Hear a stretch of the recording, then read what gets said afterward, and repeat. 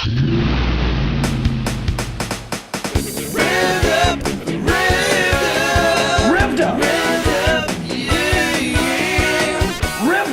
the preaching is clear, concise, convicting, and quality. Hey there, and welcome y'all to another edition of Revved Up with me, the Reverend D. Ray Montgomery. Now this week, the question I've been asked more than any other, Reverend D. Ray, what is hell? And I gotta tell you right off the bat, that I don't like that kind of language. When you say H-E double hockey sticks, you're offending me, even just with your question. Christians, we use the word heck. People know what you're talking about, but you don't have to actually say the bad word. Or sometimes we'll talk about it as a place of torment or the lake of fire. Sometimes we'll talk about, it being called eternal damnation. Well, you can't really say damnation because that also has a cuss in it. Yeah, thanks, Ronnie. You got to say eternal darnation. When we talk about this place that bad people go when they die, there's not necessarily a lot in the good book that's descriptive of hell. There's a few things where the good book has sort of left it. Theologians and movie producers, comic book writers have filled in the gaps. And so what I want to give you is sort of the general consensus on what it is and an understanding of who it is that goes there. Hell is a place of terrible, terrible pain. And it's not fun. You'll hear people say, I don't mind going to hell at all. That's where my friends are going to be. People think it's just going to be a party with the disco ball and hors d'oeuvres or whatever, and there's going to be dancing. But it's not. It's not going to be fun. Just to give you an illustration of the kind of pain. Have you ever had one of those Hunger Man dinners? If you ever reach into the oven, I encourage you to do this, and you grab it out, but you don't use any pot holders. It melts your skin right onto the top of the Hunger Man dinner. It's disgusting. It smells bad. It's hot. It's painful. People think you're crazy because you're screaming like the Dickens and running all around in circles and trying to get your hands in some ice water, and that's kind of what it feels like. Lots of melting skin, lots of stinking thumb flesh being cooked. I know for a fact that it's dark. I know there's that howling wind.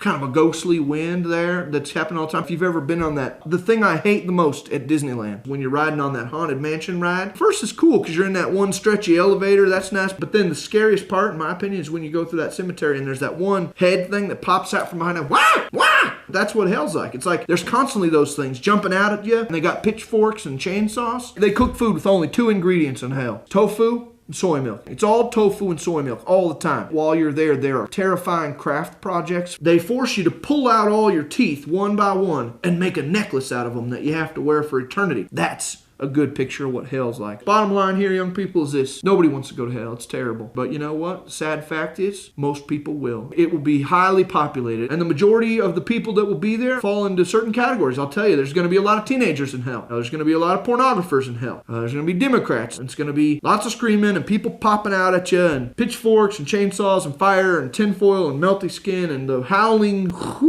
wind. Whole thing. I hate to even have to talk about it. I know that probably doesn't make your day, but sometimes the truth hurts. Thanks very much. We'll see you next week.